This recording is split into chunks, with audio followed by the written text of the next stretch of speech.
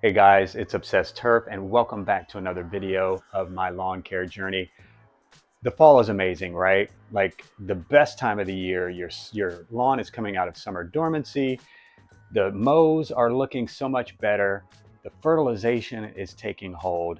Everything's greening up and getting nice and lush just before winter dormancy sets in.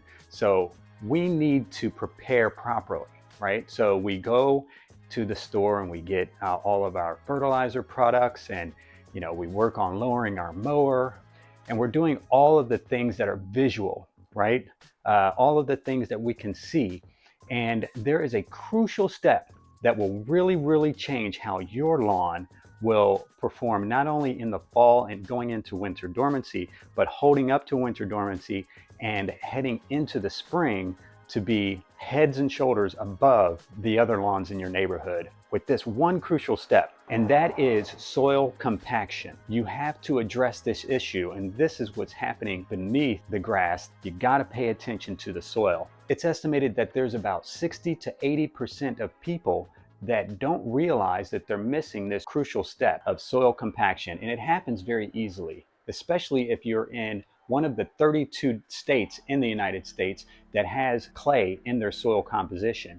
I happen to be a fairly heavy clay soil in my area, and so this is something that you definitely need to address. If you're in the Pacific Northwest or the coastal areas where it's more sandy and rocky, this may not be as much of an issue for you. However, you still experience soil compaction. But if you are one of the other 32 states in the country that have clay in their soil composition, this is a crucial step to take care of before your lawn goes into winter dormancy, and quite frankly, in the future, as your lawn begins to progress and as you are working on getting a better lawn year over year. So what is soil compaction? Well, soil compaction happens very easily. It can be when you're mowing, when you're walking across the grass, when you have, do you have a wheelbarrow that you're rolling across the lawn carts that you have loaded down with, whether that's yard waste that you're taking off of the yard or product that you are wheeling across your lawn to put into the lawn. So all of this foot traffic and machinery, the mower, all of these things contribute to your soil compaction. So what are the effects of soil compaction? If you have compacted soil, one of the biggest effects that you'll have is that you won't get as much nutrient availability in your soil to be taken up by the grass plant. So one of the things that you need to be aware of is if you have loose or compacted soil. Your goal is to have loose soil. The more compacted it is, the more it will restrict nutrient flow and availability within the soil that can then get into the plant. Compacted soil can also create challenges for root growth of the grass plant.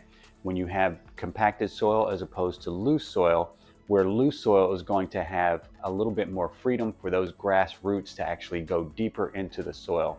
Not to mention the restricted airflow and the lack of oxygen that can get into the soil to support healthy growth of the grass plant itself. So how do you know if you have compacted soil? One way might be that you are experiencing pooling in a certain part of your yard. Now, obviously this can be a result of different factors. Maybe you have a dip in the lawn, there's runoff or something like that, but excessive pooling in the yard could be a compaction related issue, especially if you're not doing the things to condition your soil and create proper drainage in loose soil. So what are some other things? Maybe you have trouble sticking a screwdriver into the soil even when it's moist.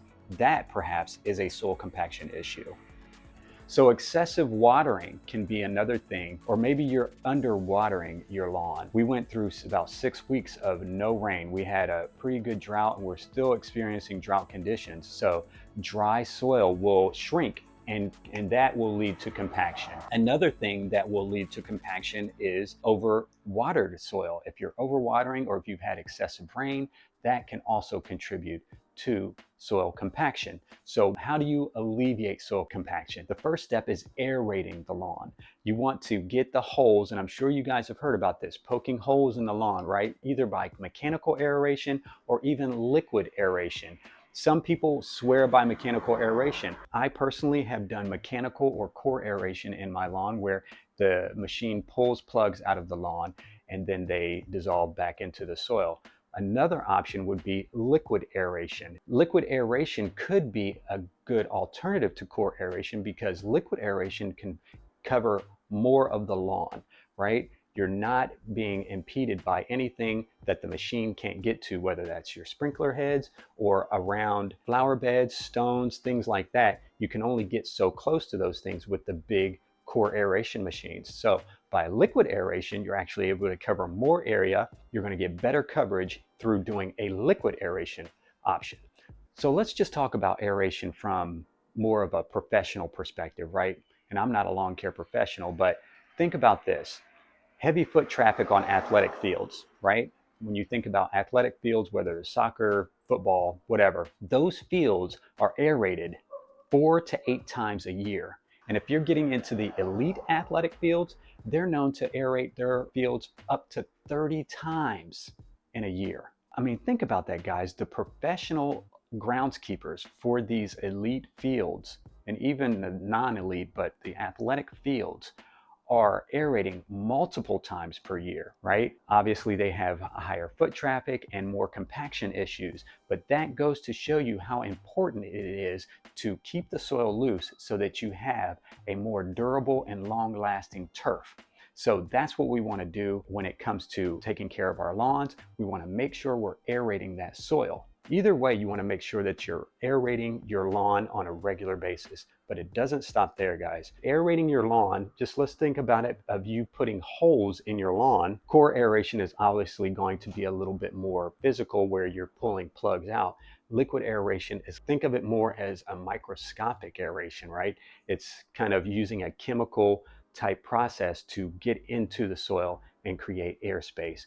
So that's going to be distributed across the greater span, but which is why I'm not too crazy about it when it comes to the next and more important step, I think, for longevity for loose soil, and that is a soil amendment. You want to make sure that you're not just aerating the soil, because think about this.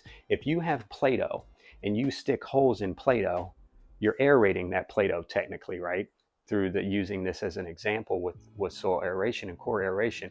But if you squeeze that Play-Doh back together, which is what the soil does, it will eventually come back together and those holes will close up. You've not changed the soil composition in any way. All you've done is given the opportunity for your fertilizer, maybe some grass clippings to fall into those spaces. You can accelerate that by doing something that I did, and if you watched my previous video with my lawn care renovation for the fall this year, I ended up using a compost biochar product. It's like a blended product that will allow to get different types of structure into the soil to combine with that soil so that when those holes close up, I've got a different composition in my soil. Doing that year after year after year will continually help condition that soil and change the overall composition of that soil and make it a little bit more naturally loose in the long term versus having holes that you just simply put in the lawn and then those closing back up and not changing the composition or the structure of the soil whatsoever. Obviously, when you're doing that, this is an opportunity for you to then do your fertilization, your overseeds and all of that, which will help increase the chances of getting those down into the holes, especially if you're doing a mechanical aeration. But your primary goal should be doing something to amend the soil, to add to the soil, to improve its structure so that it's less of a clay-based soil and becomes a more natural or organic type soil that over time that will be less likely to compact as quickly as it does now. And so in closing, guys, I just want you to understand that all of this effort that you're putting into getting your lawn going, I know it's exciting in the fall because the lawns respond a lot better in the spring and fall, and it's just a fantastic time to get out there and watch the lawn respond in such a positive way. But let's think about how we can expand or get longevity out of doing these things in our lawn so that we are able to enjoy them that much more. I hope you guys found this information helpful. Feel free to leave comments and any suggestions that you would like to know about in future videos. I'm happy to share. This community has been great. Thank you everyone that has been subscribing to the channel. and all of the positive feedback that I've been getting. I'm looking forward to sharing with you my winterization prep that I've actually done and I've recorded. I'll be getting that loaded up soon. I've got a couple more treatments that I'm going to be doing to the lawn before the end of the year, and I cannot wait to share those with you guys. But in the meantime, take care, and I'll see you in the next one.